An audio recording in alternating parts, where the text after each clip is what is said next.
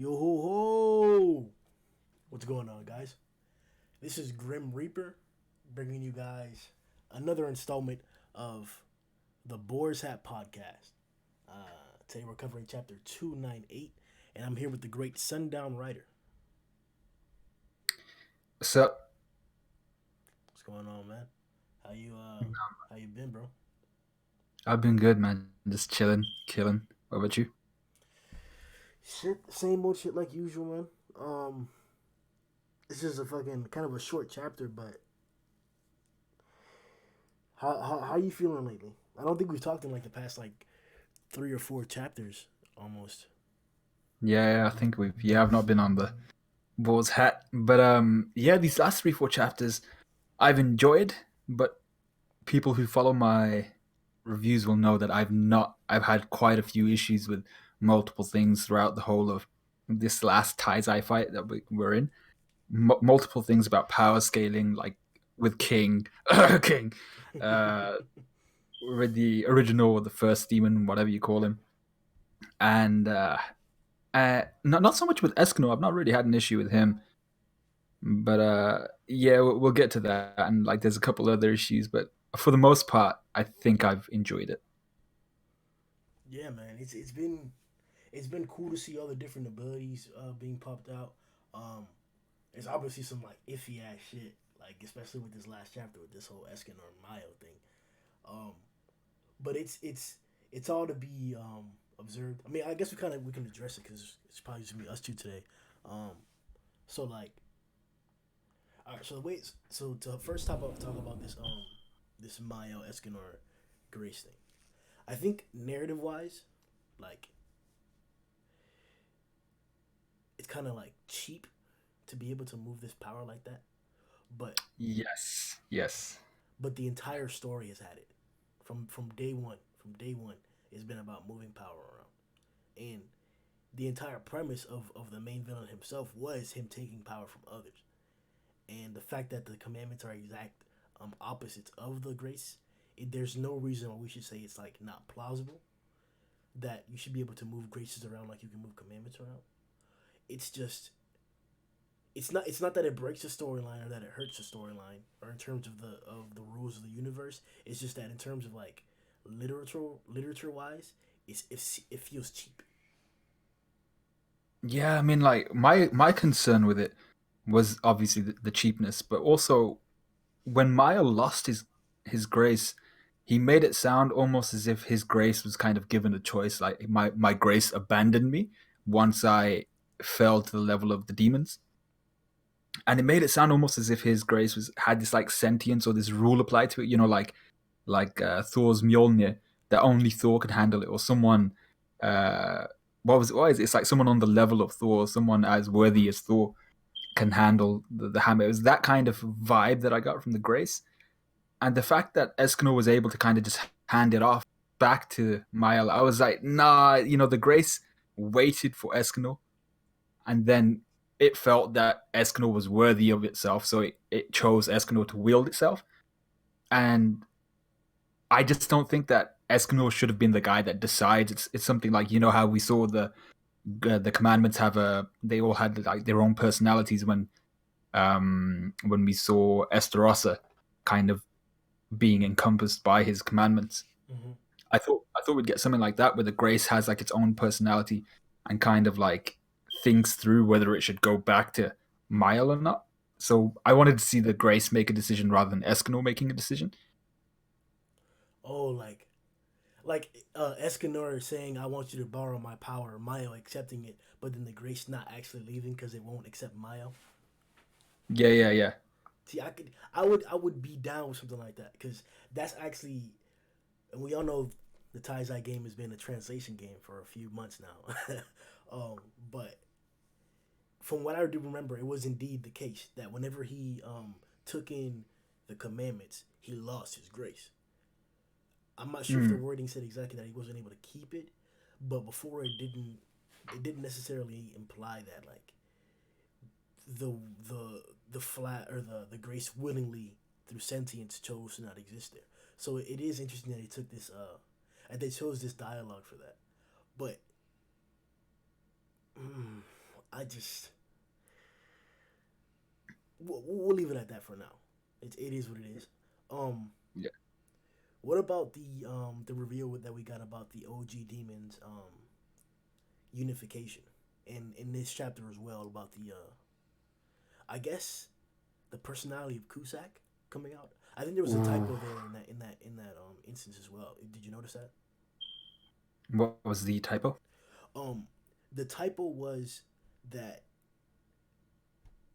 Maya was saying that he was gonna leave and he would allow them to continue the process or whatever. He wouldn't interfere in the process if they retreated their armies.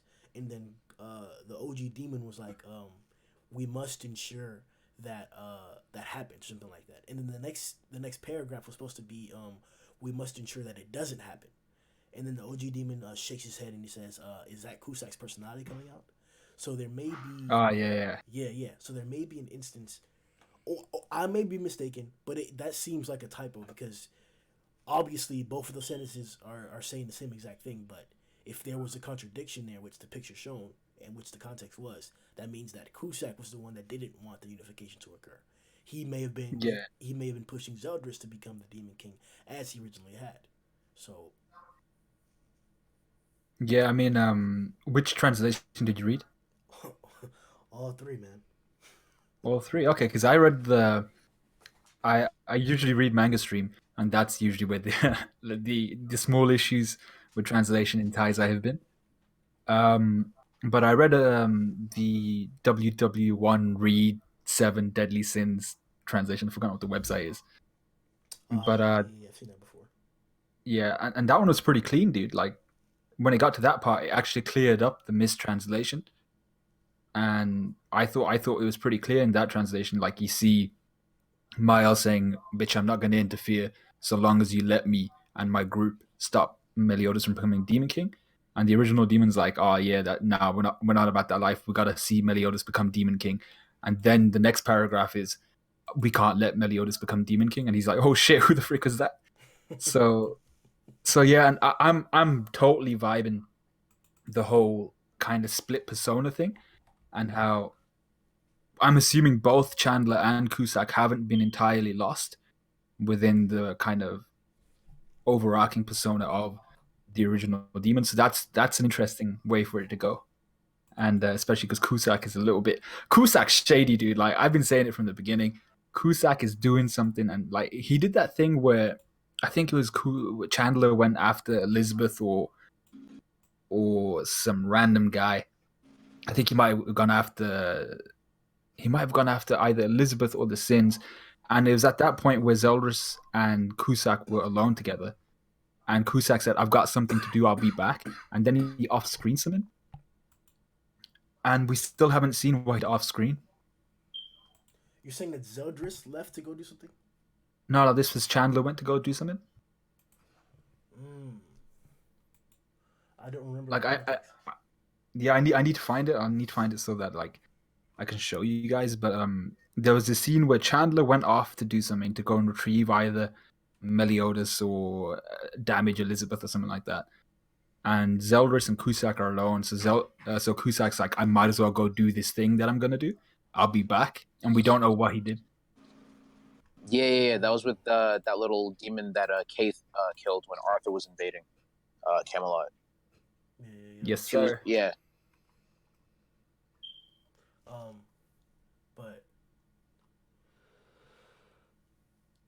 But there Oh is shit! some What more the fuck? context to Cusack, but I just don't know why. I don't know why would he be having this struggle here now? He was supporting like the cocoon whenever they were fighting, right? Yeah, but even then, like he was kind of only doing it because Zeldris seems to be kind of happy with the idea of it now. But I think he himself still wants to kind of rebel, but he can't openly rebel against his prince, which is Zeldris. And now that he's kind of hidden from sight, and Zeldris thinks that like this guy's gone, he's trying to use this as his opportunity to stop Meliodas from becoming Demon King. But I don't know. It just seems like it may be that I don't have the exact context, but it just seems like that would be super convenient. Like, are we implying that like something could happen in between now and when the cocoon opens that could affect Meliodas from Kusak's behalf, or is that too I mean, mysterious? like, yeah.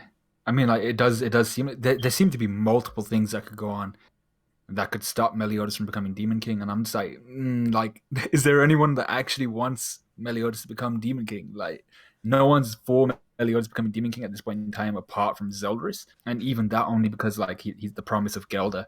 But we have all the Sins and Elizabeth and Mael and Reducia trying to stop him. We have the original demon who we don't know where his allegiances lie because of Kusak. And then obviously Zeldris is his supporter, but no one really seems to be on his side. And I'd say, I don't know how to feel about that. I mean, and it is a bit convenient how, there's this. And then we have, where the hell is Ban? And he obviously is trying not to allow Meliodas to become Demon King. And he's yeah. I haven't thought about that in a while. Where the hell is Bond? Because I mean, besides the joking perspective that he's probably banging Elaine in the Boars Hat right now or something. Um, like yeah, he lived his immortality, but he was on the battlefield. So like, Yeah. why would what business did he have to do that the other sins like, especially at this moment in time where it doesn't even seem like it's just like your best friends at stake like other times, Other times in the storyline it's been, Diane gets sent off somewhere, gets lost or something like that, and people go after her, or like Elizabeth gets captured and they attack Leonis or something like that. And some people chose to stay and walk there. That wasn't anywhere near as like essential a time period as now, where all of Britannia may be at stake. All the forces of Stigma are here, and you're choosing to do what now? So Yeah, exactly. That's the thing. I mean, like, the key thing for Ban is it's his best buddy. It's his boy since day, and he's not there again. And like we've had all that talk of Ban being like, going through that whole retribution cycle. And I was like, that was a bit of a long thing because Meliodas didn't really seem to give too much of a shit about it. But I fully think that Ban has gone to find his sacred treasure. But it's going to be one of those kind of those Kusak's inner personality in the original demon kind of convenience type thing, where it's going to be if he got his sacred treasure now, how the hell did he know where it was? And that's where I think he is. But like that would be, I think that would be poor storytelling on Nakaba's part. that would be the next context, though. You're right, because what do we? Diana's always had hers. Meliodas got his a while back. King has his. Merlin has hers. Escanor has his. Um, Galtha. Galther is his corporeal. Um, so yeah, he really is the last one, and this seems like the last battle, or one of the final battles, or at least the one before the final battle. So he's gonna have to get it either now or in between now. Uh, Yeah. since you're the one that has that perspective, because I didn't say that. I'm not saying that he can't do it in a good way in a few chapters, but what would be the best or an acceptable way for Bond to get his sacred treasure within the next 5 to 10 chapters? What would be an acceptable way? Yeah. Ooh. Well, I don't mind him having the sacred treasure. It's about him knowing the location of the sacred treasure, and it's going to be one of those. The one thing that we've always had in this manga, when someone doesn't know where something is or how something's done, the way they explain it away is Merlin told him.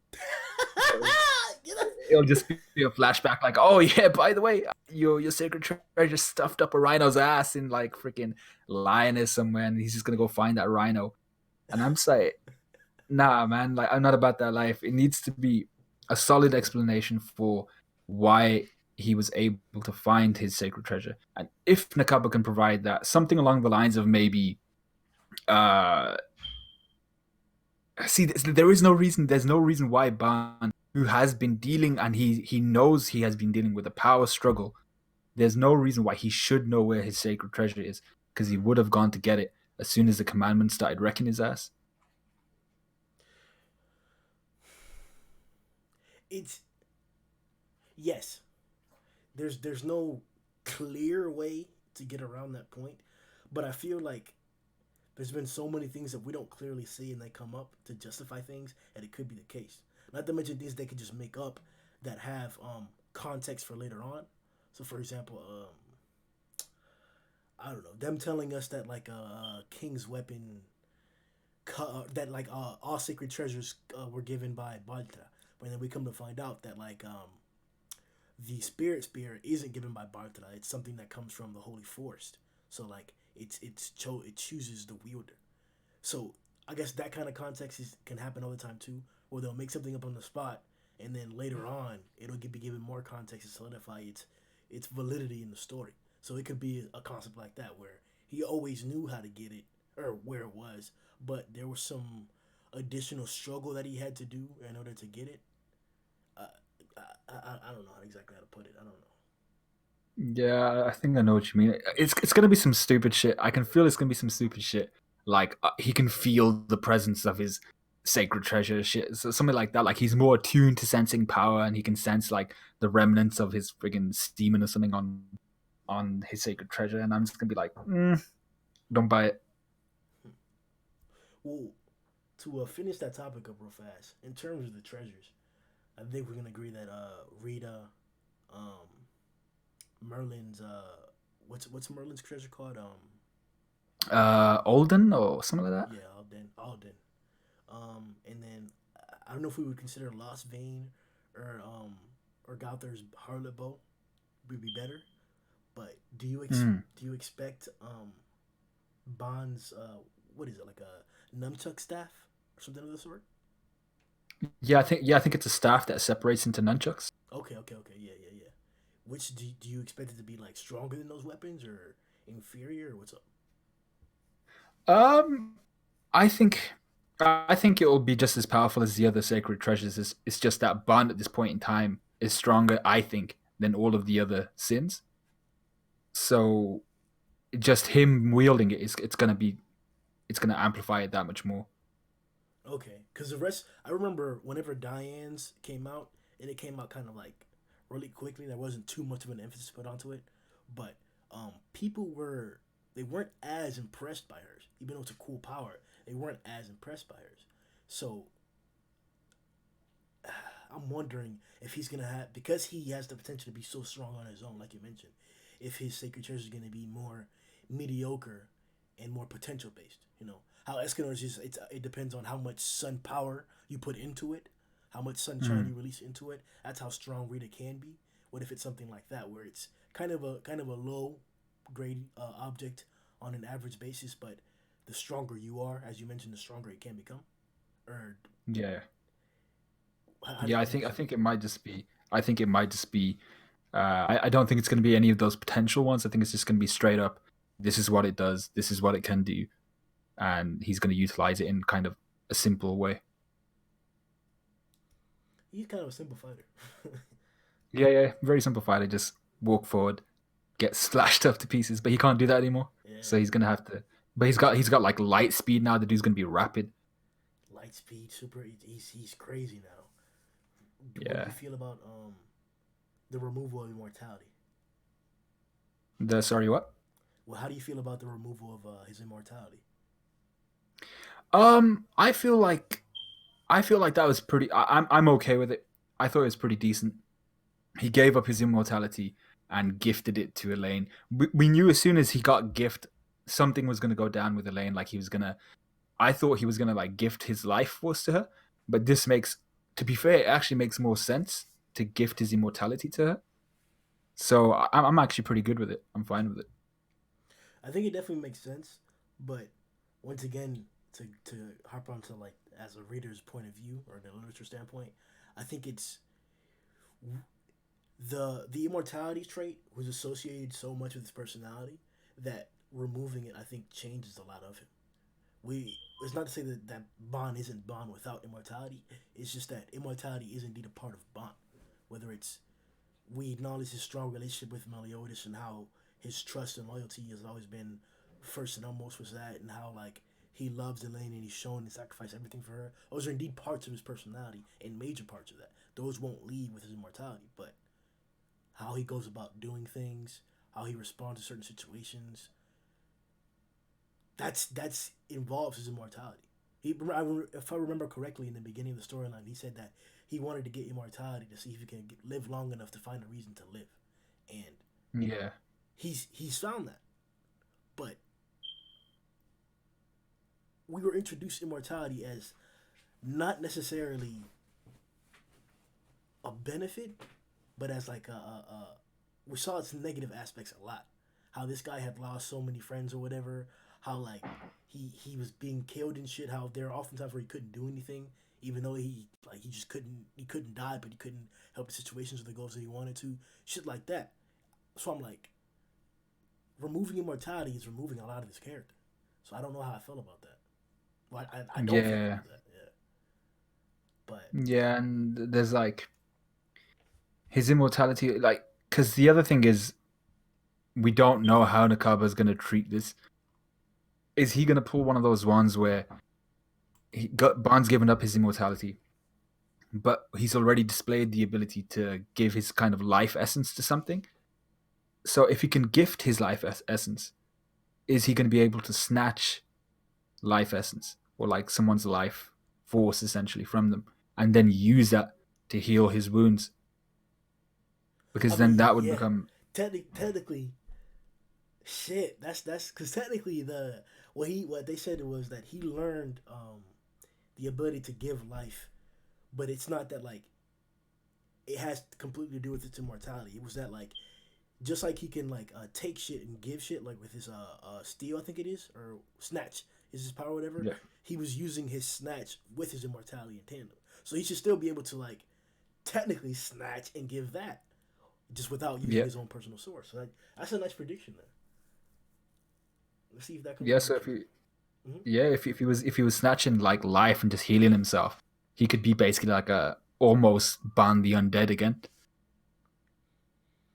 Shit. Let's see if that shit comes out, man. So one thing that I found interesting was like in the beginning of the chapter, Mael like as we talked about, Mael presented a situation as like I won't interfere if you pull out your armies or your demon armies and shit from Britannia and pull back or whatever. I won't fuck with the situation. Um, from the context that we get throughout the entire story and how militaristic things can be, we know like Rudisell used ambush tactics to try and take care of a bunch of the commandments at one time. Um, we know that Rudisell was also planning to open up or had Narrow Bastard guarding a gate for reinforcements, which had a bunch of their demon goddess forces as well as Mael. They had access to that gate in order to reinforce themselves. Um, we were told that by Galen that the commandments or that the archangels don't usually fight on the same battlefields, that they spread themselves out, and it was unusual to see Tarmiel and Sarmiel, or yeah, Tarmiel and Sariel together at the same place fighting them. Um, um, there's a few more instances where we see military tactics used. So, did you find this military tactic that Mael tried to employ unusual or like weird or like out of place? Um, well, his strategy was essentially retreat while involve myself, and I thought that was more than military. It was a good indication of how Mile has grown from the like last few. It must have been last few hours for him since he was Esterossa, and how he has now assumed that kind of that role of I'm not going to be the angel of death, which I was and had been for so long. I'm going to have to find a reason for wanting to kill even like my enemies and stuff like that, and their natural enemies being the demons. He's finding it within himself to find reasons for wanting to hurt even people like Zeldris. So I actually like that turn of event. I was like, he's not just gonna assume the mantle of the angel of death. He's gonna actually try to find a reason for Zeldris. Like he's like, you gotta give me a reason to kick your ass. I'm giving you an opportunity to not kick your ass, and I like that. It is. You're right. It is a complete contrast because before he would have been like, "You gotta die because you're a demon and shit," Yeah, exactly. Yeah, and then would exterminate all. Yeah, I guess. Yeah, I guess that's cool. I mean, I don't know, man. we got almost like a single panel's worth of regarding the relationship between Mael and Rudisill. All that pain and like crying that he did, he was out for an entire chapter because of it, and that's all we get.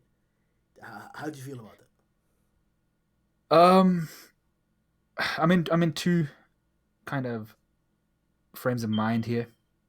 I would have liked to have seen a more emotional kind of reunion, but to be fair, the panel we did get of Reduciel, and the panel you see of Mile looking down at his brother, just looking at him for a while, you can kind of see the pain in both of their faces at like him finally meeting his older brother again, looking down on him from above, seeing him in this state where he's kind of like been broken down because it's been thousands of years and he's thought his brother was dead.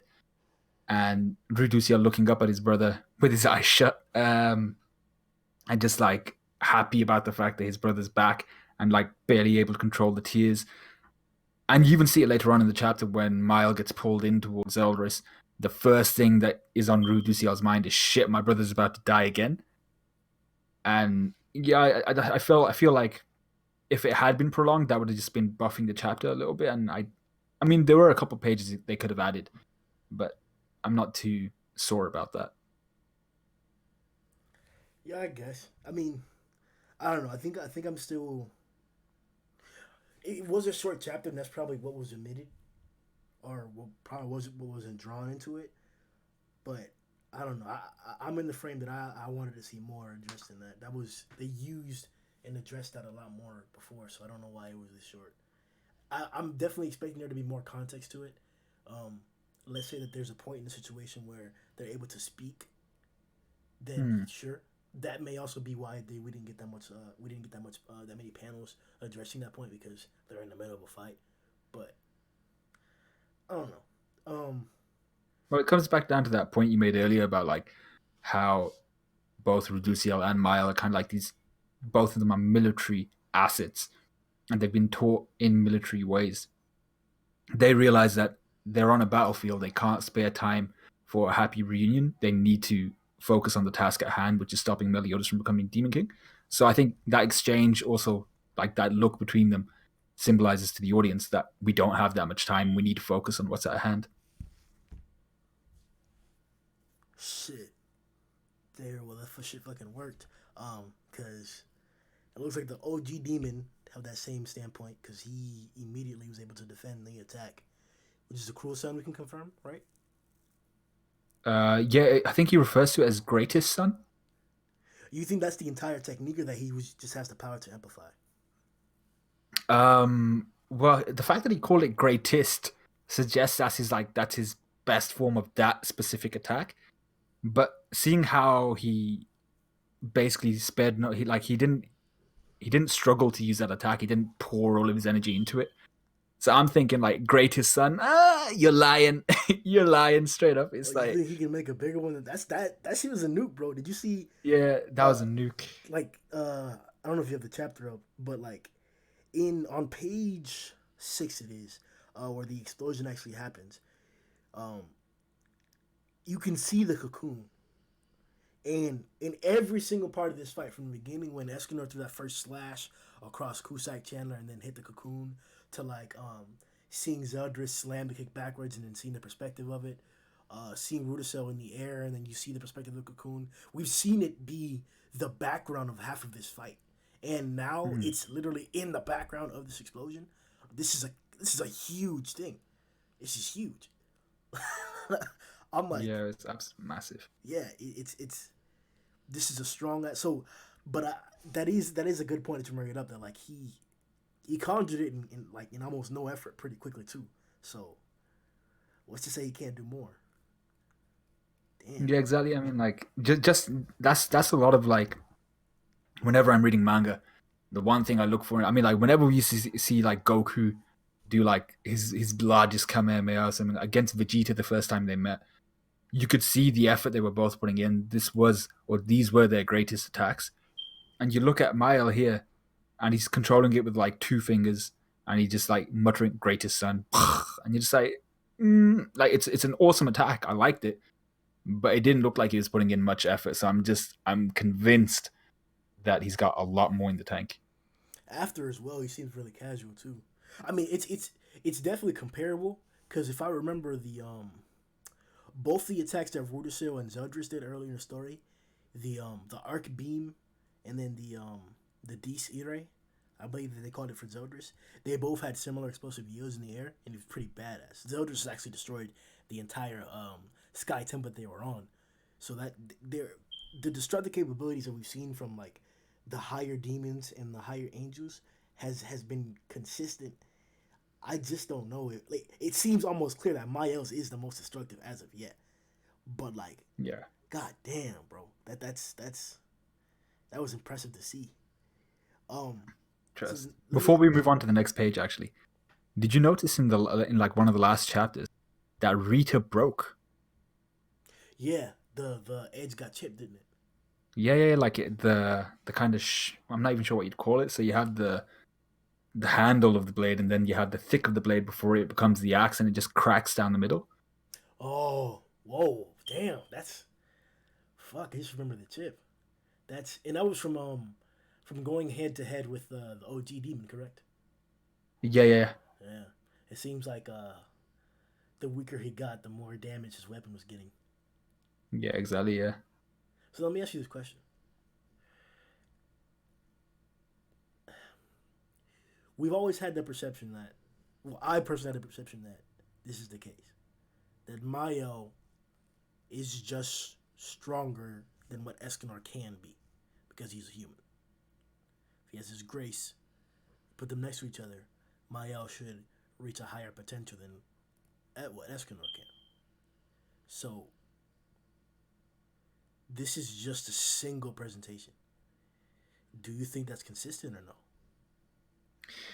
Yeah, I think it's consistent because this grace was given to. It was given specifically to Mael, and Mael was the user of this grace. He was the user of Sunshine, and yeah, Escanor was inherited the ability kind of randomly, like just this grace floating around. Decided, yeah, Escanor's the one, but he had a much weaker base body to begin with than Mael, who was freaking crazy. And Mael, being a goddess, seems to have bonded like way better with the grace than someone like Escanor, who I think Escanor by the end of it, he even says Escanor that his life force has been like burning away because of his possession of the grace. So you can see that even though he was able to utilize the grace to a great extent, like at high noon he was the one indestructible, invincible, it had its toll on him because it wasn't designed for him. It's like running around and like on an NFL pitch or something like that with two size big cleats or something like that. Eventually you're gonna bust your ankles or something like that. So it's the same thing. Like even though he was able to wear the grace, it wasn't designed for him. So I think it's really consistent that it's been amplified now that it's back in the possession of Mael. That's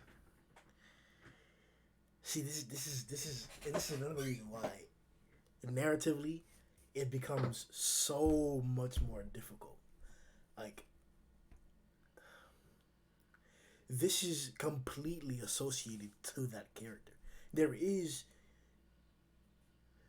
the fan base that is the Seven Deadly Sins fan base, non-manga readers, casuals I'm referring to, don't care about Escanor without Sunshine. Yeah. If when we got to that cave, if Escanor didn't have Sunshine, if that is not how Escanor fought, if that's not how he was, if he didn't have the same mannerisms, we would not have any of the appeal, any of the love that we have for Escanor. It's even come down to a point. Entire events happen when Escanor fights. The first one, when Meliodas versus Escanor occurred, I remember the entire like internet stopped. You know, I exaggerate when I say that. You know, anime community is kind of small, but like every portion of the community, of the anime community, like acknowledged this moment. Dragon Ball guys started comparing. Oh, what about Escanor and Goku and shit like? I've heard that. Fucking people started telling me about All Might and shit like that. All kinds of reactions all over the internet about the fight. People who don't even react to Seven Deadly Sins. People coming on to Seven Deadly Sins just for Escanor moments. Yeah. And I know you've seen it too, man. It's so like I don't care, but why do I care about Escanor right now? Sundown? Why do you care about Escanor right now? See, what I cared about, the reason why I cared for Escanor was because he was the little guy that was trying to get the hot girl, and it's his character beyond that. His kind of, even though when he was in his pride form, he didn't show what he had in his puny form, which was that honor. That he's more of the kind of English knight in his puny form than he ever was in his pride form and his sunshine form. And that's why I like Escanor, because in his puny form he exemplifies who he actually is as a character. And then you see the kind of Dr. Jekyll, Mr. Hyde kind of side of him when he comes out and it's noon, and then all that pride comes out. So it's kind of, I prefer his, obviously, like, I prefer his character when he's in his pride form, but he's more pure and he's more relatable when he's in his puny form, which is why I like Escanor. His sayings are badass. His poems are badass. He has a badass dynamic, but it has so much to do with exemplification of strength. At the minimum, it has to do with how Nakaba has most often exploited Escanor. It's within his splurges of strength. So I feel very uncomfortable having Escanor without the grace. Not because I don't think it's cooler that Mael has it. Not because I hate Mael. Not because I don't like Escanor. Not because I love Escanor. I'm indifferent. It's just, it feels weird. I was expecting to see Mael as the Archangel fight, not Mael of the Sun. But Yeah. I feel you. I understand exactly where you're coming from. And yeah, seeing Escanor stand in front of Merlin, possibly trying to tank that attack from Zeldris, and I'm like, dude, you don't have your grace. Like, it's one of those ones where you don't belong on the battlefield now that you've lost your grace. And it's weird saying that about Escanor. It's so weird. It's like you wouldn't. It's almost blasphemous to say something like that. I know, right? But that is the case at the moment. But let's get it popping though, because we got some more stuff to address. So I forgot exactly what it was called, but the chronometer enchant, something like that. Mm-hmm. Merlin is attempting to freeze the time with a cocoon of Meliodas within it, to impede him from absorbing other commandments successfully.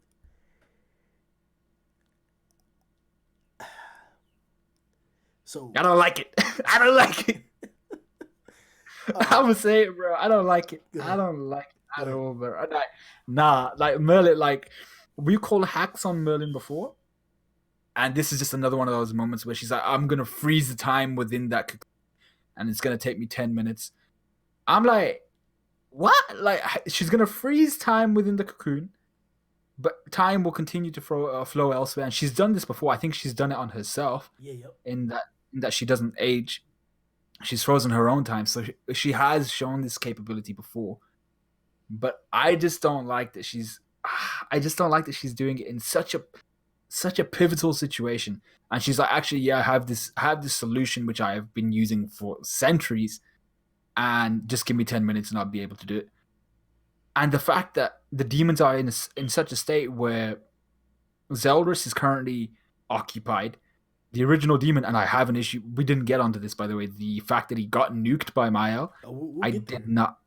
I did not. Yeah, we should actually turn back after this. Yeah, I did not like that. So, like, the fact that they're both occupied and that Merlin and the Sins are there now as well. The fact that freaking King is there means that we're screwed. Like, those 10 minutes are gonna clock by real fast. It's too easy, and there has to be something that goes down. But I really don't like the fact that there's this hacks ability yet again from Merlin yet again that can just stop the situation. Literally just stop the situation. It's like, okay, yeah, now we have time to think. I got no problem with it. Absolutely none. When I saw it, I honestly, I haven't been too overwhelmed by what Merlin can do. Besides that last flurry that we got a few chapters ago, of her being able to take down Chandler and Cusack, which was incredibly excessive for what we've been shown for mages to be able to do in terms of combat in that situation. As in, like, we've never seen two people of that strength be in front of her and her just body it. But we did see somebody of a much weaker capability, a physical fighter, attack a whole group of them, including her, and she wasn't able to like monopolize the situation like that. So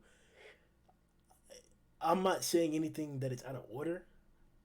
I just don't see this to be like anything too great.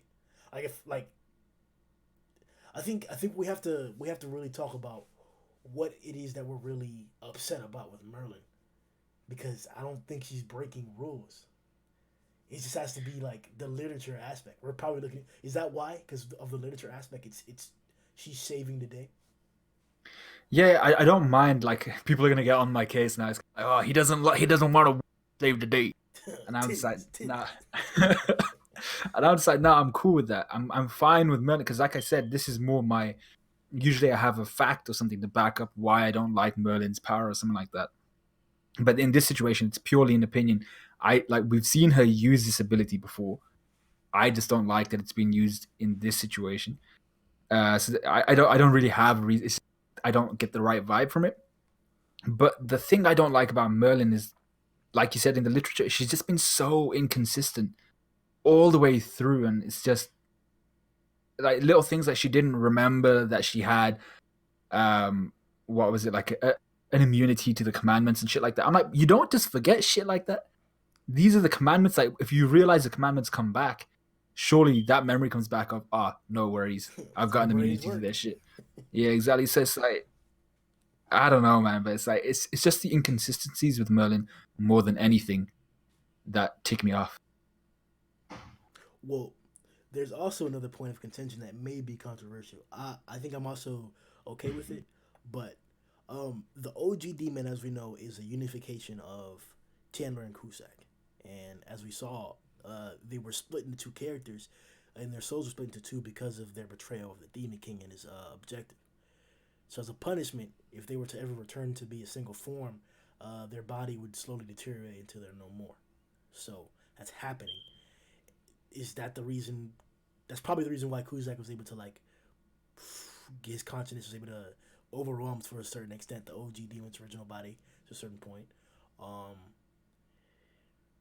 but now Mael blocked his ass with the greatest son. Let me give my point of view because I know you got something for it too, but he technically was only equaled by Meliodas in his assault mode when he had love. That was the only equal for Mael head on. Besides the side point of Rudisill and Elizabeth being just as capable as both of them. We were told that they were the two primary fighters. That the demons didn't move forward because of Mael being present, and the goddesses didn't move forward because of Meliodas being present. But the OG demon was said to be stronger than Zeldris, wasn't he? He was said to be the Yeah. guy that helped him take over the demon realm, that assisted the demon king himself. So like, shouldn't he be stronger than the potential of Meliodas with love and Mael with the sun, or should he not? Mm-hmm. He should. Preach, bro. Preach. So he should. You tell me. Yes. You tell me. Yes, he should be, bruh. Bruh. The thing with the original demon is, and I only thought of this while I was doing my review. I was like, actually, wait. But the original demon should be strong as hell because, like, not only did he assist the demon king in taking over the demon realm and making him king and stuff like that, but then he had the gigantic ass balls to rebel against said demon king. So after viewing and witnessing this guy's power, he thought, yeah, I can take that. And he went ahead and tried to take out the Demon King. Now we don't know the details of that battle. We know the outcome. Original demon lost and was split into two entities. But we don't know how well he fared against the Demon King, whether he just got one shot or anything like that. So the original demon, and I swear the original demon actually had power bestowed upon him by the Demon King.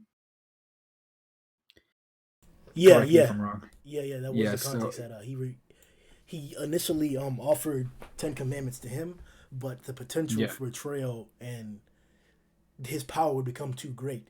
And then actually he actually removed them. I guess either before that or after that was when the betrayal occurred. Either while he had the commandments or after he had the commandments. One of the two, but yeah, he did the. Yeah. Mhm. Yeah. So the original demon, I feel, has been he's been one of those ones yet again where it's been inconsistent. He's shown his strength against Merlin and Escanor, and the fact that he was bodying the both of them, I thought that was really cool. Really enjoyed that. But then who is it? His fight against Reduciel and Reduciel holding him back. I'm like, yeah, that's cool and everything, but like, this is the original. He is the original demon, the first demon created by the Demon King himself. So I thought he should have been able to dispatch of Reduciel well within his capability. Should have been easy for him. And now he's fighting against Mael outside of noon. It's beyond noontime, and he gets bodied straight away. Straight away, just gets absolutely nuked. I'm like, the original demon has been hyped. When he appeared, Merlin said, "This is it, game over, we're done." Well, I mean, if he comes back right now, he'll be stronger than ever. Um, but I don't necessarily think he should be able to defeat Rudisill like that. It may just be like my fanboyism of Rudisill, but like the context that they gave us was that they're all around the same level. In the flashback, because there were two instances. The first one was when the 3,000 Year War flashback. Nero Basta mentioned that Rudisill was the leader and the greatest of the archangels, so we know he has context as being the strongest. But then Mael himself mentioned that out of all the people who could have been influenced to change the tide of the war, Elizabeth, Meliodas, Mael, and Rudisill were all the ones that were contending for that. So, or the ones that were eligible for that. So that's why I think if any of them with their original power stood there, they should be able to do something. Like, regardless of all the superpowered shit we've seen from people, Elizabeth can fight. She can do things, especially if she has assistance with her. So, I I don't think anybody should be defeated that easily. Not Rudisill in his vessel form, not Mael with his original grace, and not the OG demon, which is why I give more context to the OG being alive. Yeah, I feel you. I feel you. But I don't know. There's just something about it that rubs me the wrong way. Because you'd assume if there were three commandments versus someone like Ruduciel, he would struggle against those three fighters. Just by the nature of what an archangel is. But Ruduciel against the OG demon, and he's holding his ground. Now I don't mind that he's holding his ground. There should be a point where he starts to panic, and it was getting to that before Mael actually approached. Yeah, yeah. It was getting to that point where he was like, "Shit, this is getting a little out of hand." But we also have to realize that Ruduciel wasn't exactly like throwing bombs. He was just doing his like little arc attacks and like his little, what was it, drive beam or some shit like that. So I'm not sure, man. Like, there's just something about it I don't like. I feel like the OG demon needs to be more impressive, more assertive, and should be posing more problems than he has been.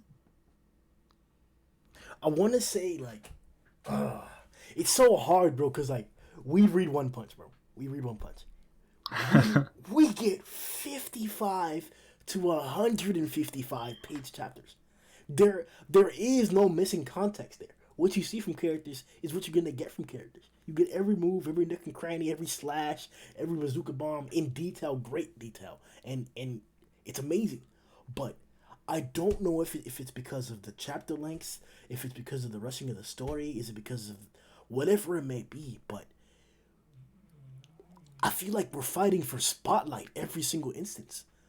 Besides that one time where Rudisill went up against Cusack, Cusack, and they were going speed to speed, right after they had smashed Zeldris, and then Chandler was there too, I believe, as well. Like, that was really the only time where like we got to see several different individuals' flurries, was in that beginning scuffle. And even then, there was still like one guy doing most of the shit or another guy doing most of the shit. It was like that.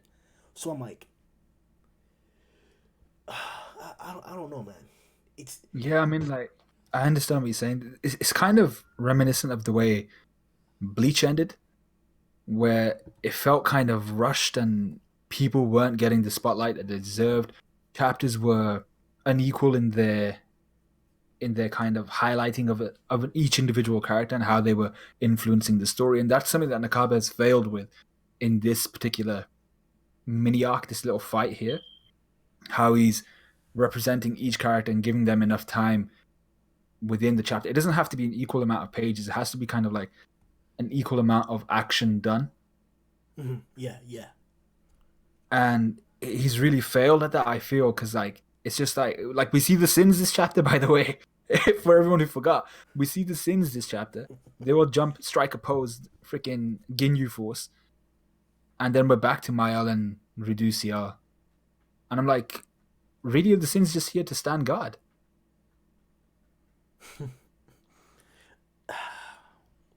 It saddens me because we're no longer in that same strength complex. We got King, we got Gauther has always been a utility, so it doesn't matter what level of strength he's been at. And now the prospect of Mael and Merlin. Most of the sins are here. Most of us that can fight, that always have fought, are able to still fight now.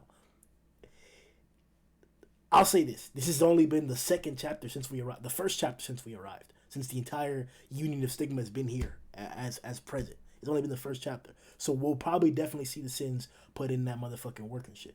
But as of yet, we're in that fucking same spotlight struggle. The biggest part that upset me, and I don't mean to go to this, because this is going way back, but Ominous Nebula, when this man turned that on and fucked up the entire side of Stigma, it made sense why it did it. It made perfect sense, but I don't get the like. What was the point of that? To show that one person could fuck up the entire crew, but then to show that another person on the other side could fuck up their entire crew too. Like, it emphasized the fact that powers matter more than power levels a lot. Like, power levels come almost completely out of the window. It's all about what techniques you're using. But we probably shouldn't make any more emphasis on power levels then, like ever again. Yeah, I've said it since they first came out. I was not a fan of power levels within this manga. I just didn't like it.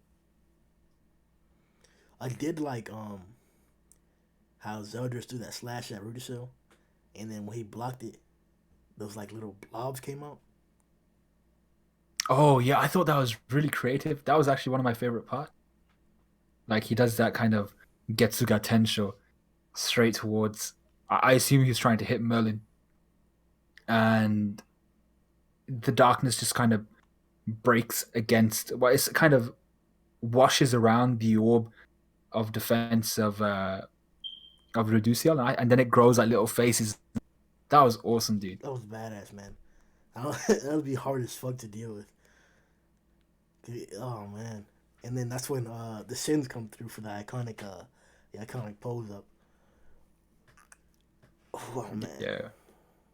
I just hope it doesn't like. I don't want Brutus to die before showing more action. I want to see the sins work in tandem. I need the 7 Deadly Sins combo. There's a bunch of shit that has to happen, man. There's a bunch of shit that has to happen in this context. And I'm not sure I'm ready for shit to pop out of place like that. Everyone needs to contribute. Everyone needs to contribute in some way, shape, form. And Nakaba needs to be prepared to, if he has to do that over several chapters, that's fine.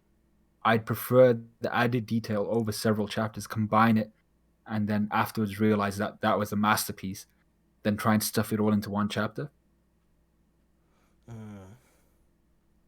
How'd you feel about the little Mael hand to hand that went on with Zeldris in the beginning, when he grabs him, spins him down. I guess he speed blitzes him. Hold on, let me tell you real fast. Yeah, so he speed blitzes him from behind. And Zeldris being the fastest swordsman, he actually I guess reacts in time. And I found this to be super, super, super clever. He speed blitzed him and then like slowed all the way down to a stop, so that Zeldris was now like coming at him, and then he just used it up against him. Basically took his arm and then spun him. Yeah, I mean that altercation, that the beginning of that was like kind of like the beginning of the fight between Zeldris and Maya. But it was just it was a weird way to start. I mean, like for starters, Zeldris being the fastest swordsman of the demon realm, his reflexes should be so honed that the speed of someone incoming shouldn't be that much of a threat. You'd assume that a swing from a sword should be faster than Maya coming at him, especially if it was like someone like Cusack swinging at you, which is who trained him. Yep. And the fact that Maya didn't just freaking spear the guy and try and drill a hole in him, I thought that would have been the way to go. Slows down, grabs him. But the other thing that annoyed me was that Zeldris unleashed his attack towards Ruducia and then stopped and watched his attack, which is why he got caught off guard by Maya. And I'm just like, dude, who taught this guy? I mean, to be fair, he kind of is. I mean, I think he kind of is 1v like 7 right now or something like that. Yeah. So, the only thing I would say to save that situation is that enemy forces took action, so you may have to split your attention for a second. But no, by all means, Mael took an opportunistic chance to speed blitz him. How'd you how you feel about the second ominous nebula? The second ominous nebula. I thought it was actually a good usage of it. He was obviously trying to pull Mile towards him. Mile being the only one there, unaware of the ability, so he knew he'd catch him off guard. He pulled him in successfully. Everything was working. The sins and stuff. Actually, yeah, they were all unaware as well, apart from Merlin and Escanor.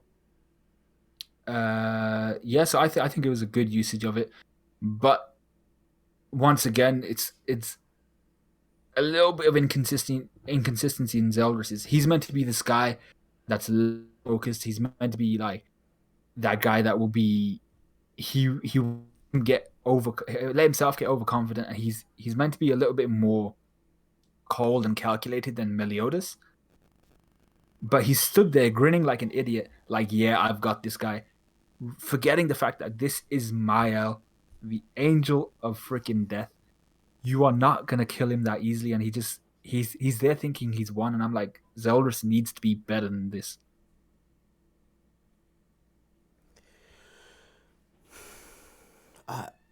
It's just how can you be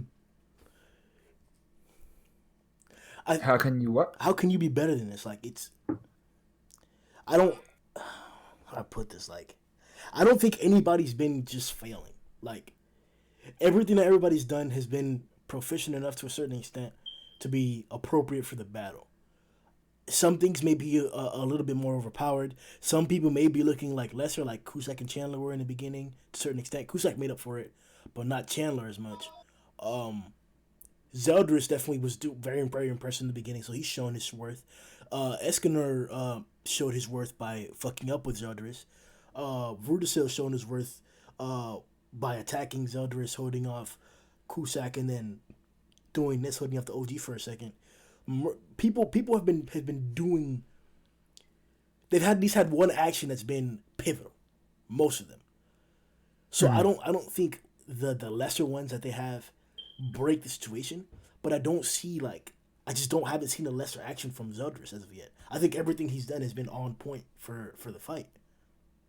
The one big thing I've not liked about Zeldris at the moment is that he's currently, like, before this fight with Reducia and, well, with Maya, his enemy was Chastiafor. It wasn't even King, it was Chastiafor. He was fighting against the Spirit Spear, and I'm just like, and they made mention of it, I think in this chapter, or probably the last chapter, that King was able to see Escanor, and that's why Maya caught him. So I was just there wondering, has King been able to see through Chastiafor? Does he know everything that's going down? Because if so, then that explains why he's been able to fight against Zeldris so well.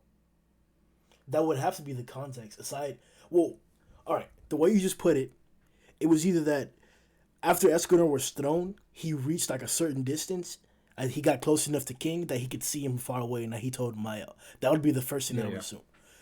But in retrospect to that, that would be yes, that would make a lot more sense. That's why King's been able to block so opportunistically. He's been able to attack so opportunistically and actually fight Zeldris head on. Like, I know you're using it as the reason why Zeldris that was disappointing on Zeldris' part that he was going head on with a single chastity fold, but like that's probably why you were saying you don't like King's power right now, because technically 3 or 4 chastity folds are going to overwhelm Zeldris, right? Mm. Yeah. Yep. Okay.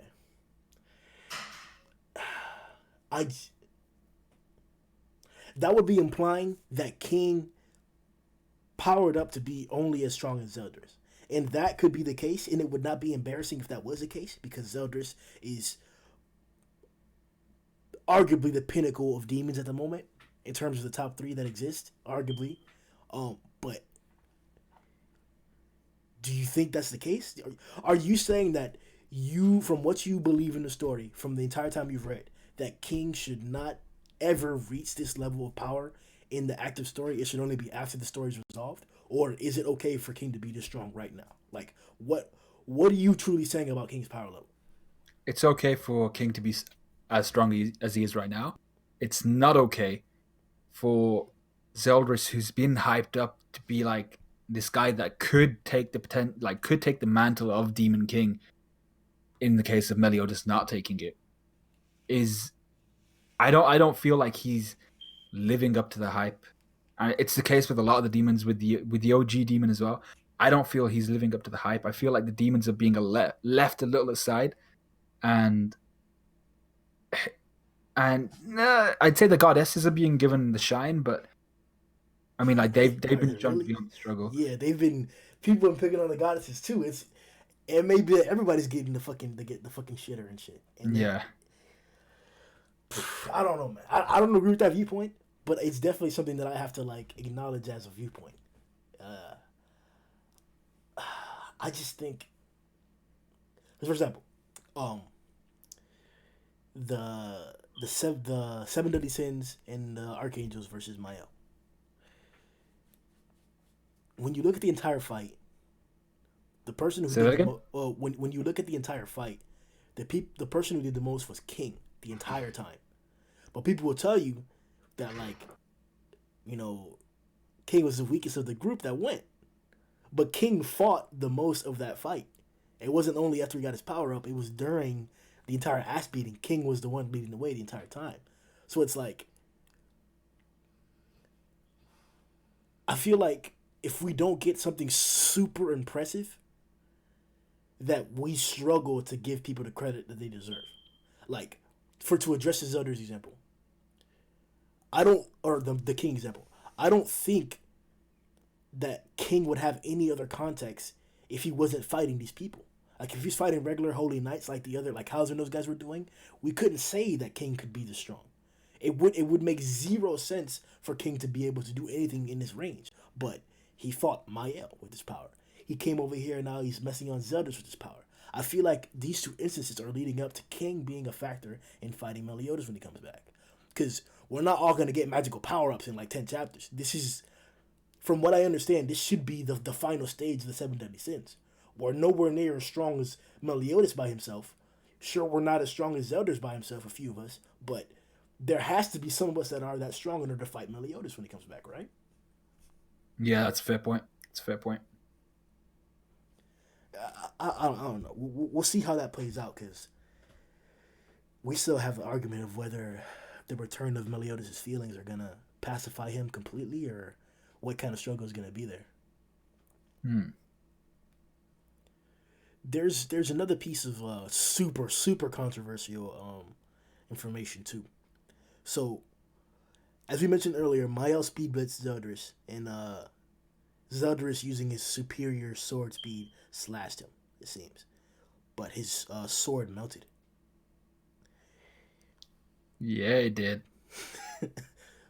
Yeah, it did. That was pretty dope. So what I'm thinking is, because the explanation for both translations I read seemed a bit I'm not sure what the translation said for you, but it seemed a bit confusing. They were all trash. I read 3 different translations. They were all trash. Yeah.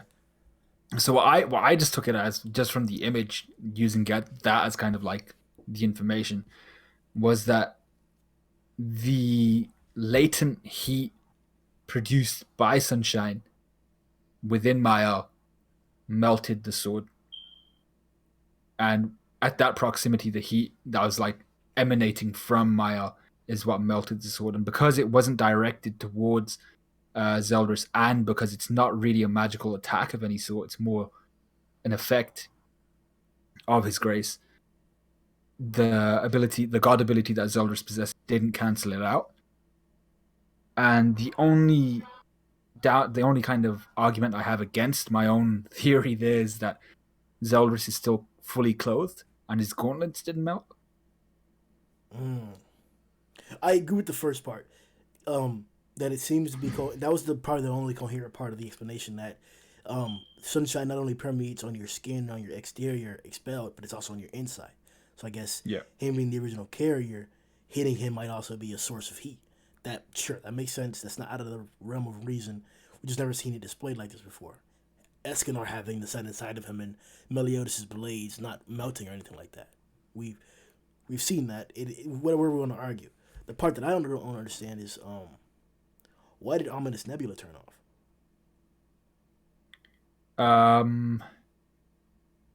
That's a good point. I mean, like, I have no idea, because like, what should have happened was the darkness should have shredded Maya. Yeah, he should have. No. Okay, because this is, I have to reread, but I believe this is the context. The darkness just spins, and he is the one that actually like is doing the cutting. I'm not sure about that. Okay. I thought he was using his darkness as like this, as kind of like the blade. Yeah, it's kind of like the blades within like a blender, and they were doing the pulling by their kind of cyclone motion, but they were also doing the cutting. Yeah. Um, that is the case as well, but I guess I'm associating it to when Escanor was slamming down on the nebula, and he was actually blocking it with his blade. So you think that, that would make sense. That's probably exactly what's going on. Okay, so then so you're saying that he's so hot and tough that he busted through the nebula just with his body, didn't get cut up, and that melted the blade. I mean, like, that's the only explanation I got. The only other way that would not work is if you were right, which you might be now that I'm looking at it, and that Zeldris was the one cutting with his blade, and that the darkness only served to pull them in. Well, no. There's for sure what you said is correct, because we saw Escanor's his like the cloth around his wrist and shit like that. That shit got cut up at a certain point whenever he interacted with Okay. Yeah. So the blade, the darkness swirling around does indeed cut. It does do that. It seemed that whenever like Fruity Cell got slammed back and he had that slash in his chest, and it wasn't because of the darkness, it was Zeldris moving. But yeah, we'll have to, like I said, we can reread the fight later on and then give more context to that. But then I'm not sure. Like, then I mean, Miles should have been at least slightly damaged. Like, his clothes should have been torn at least. Like, I'm not looking for that kind of thing in Miles, but like, his clothes should have had a little nick in it. Yeah, that doesn't make sense. I don't know where we would find a translation or a different one to address that, because everything that I've read has said that. Like, well, let me actually read verbatim what the different translations that we got to actually said. So on Manga Stream, we were given the context that says the explosive power of sunshine doesn't just enhance the body on the surface, but seeps into the body as well. With that, he'll be able to hold the attacks of the Demon King and Ominous Nebula at bay. Um, what? Yeah, That's I don't. see that. So not only does it work exteriorly, it works interior, but like I thought that was assumed anyway. I mean, and then why would that stop Ominous Nebula? That's my question. Does it have to do something with the blade, like? And then manga C has the same exact translation as well as that. Yeah, I think Manga C just take the manga stream copies, don't they? Probably most of the time, yeah.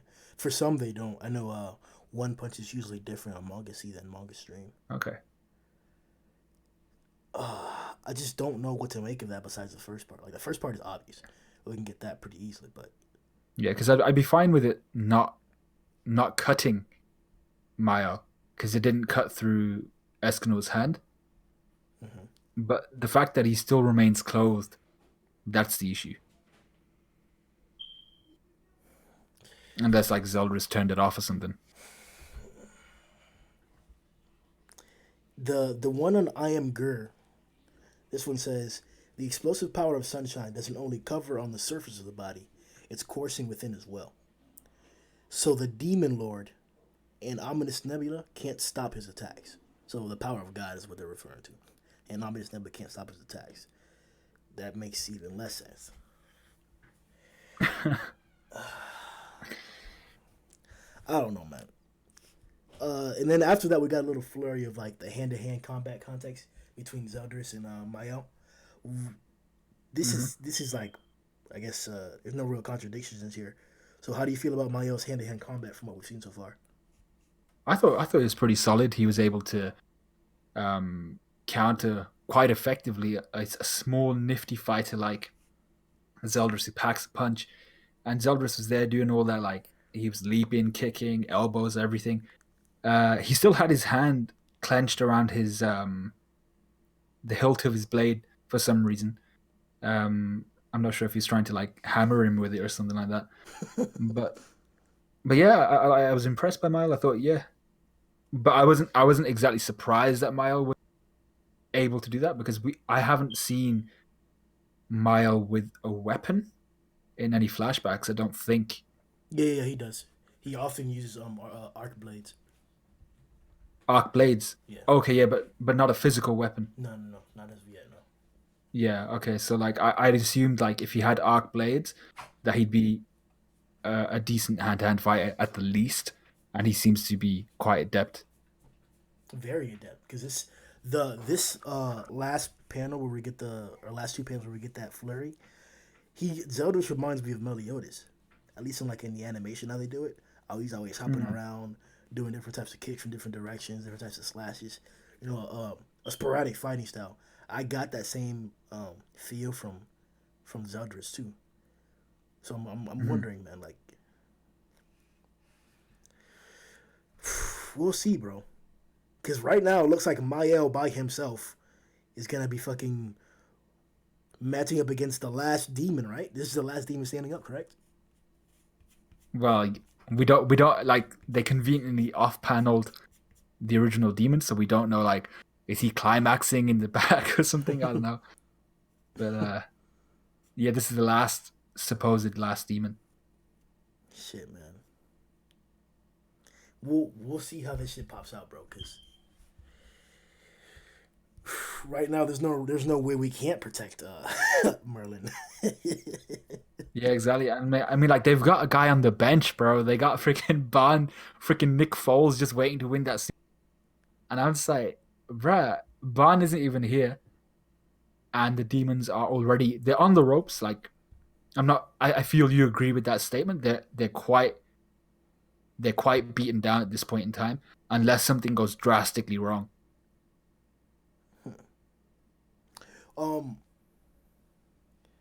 So to check out the comment section real fast, because we are live.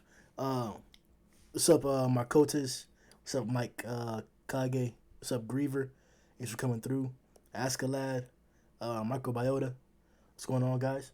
Let us know what you guys think about the chapter in the live chat and in the comment section after the video. But Marcoto says to the Mayo thing, I thought that Mael's sunshine created like a shield that blocks the nebula from hitting his skin directly. And he says, you can see a field of light around Mael and darkness outside of that. Or maybe it makes his body strong enough to take the nebula. So I don't Yeah, know. I mean, I'm okay. I'm okay with his body being strong enough to take Nebula. We saw that in Escanor in the one form. But that was also Escanor at high noon, and this is past noon. But you can also say that Mael has amplified his the abilities of the Grace because it's Mael. But I viewed that panel with the with the flames around him as kind of showing heat rather than sunshine Yeah, around him. So yeah. I'm not sure. The describing what it was saying about the heat that emanates from his body and within. But I thought that was just the heat that's as we expect to be around his body. Yeah, yeah. I don't know. But overall, what do you give the chapter? Did you already rate the chapter? So did I? Yeah, I already reviewed it, but I didn't give it a rating. I'd give it a solid. I'd say 7. That sounds right about right. 7, yeah.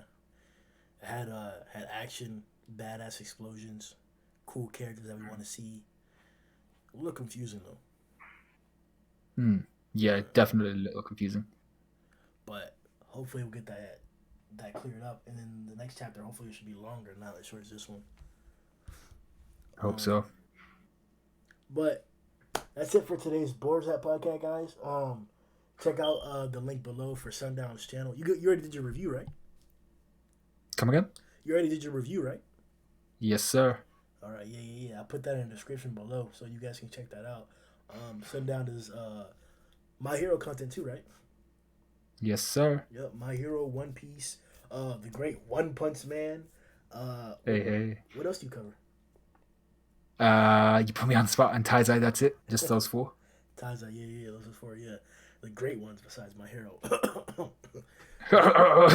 This guy. But yeah, guys, check out his channel. He does a lot of great stuff all the fucking time. It's just on time, efficient content.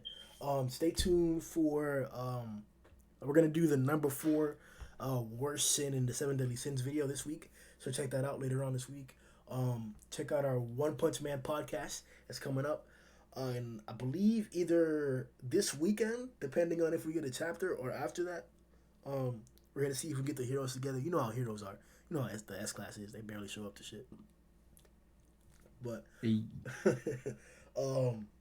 we'll get that done. Check that out. And we'll see you guys next time, man. Yo ho ho!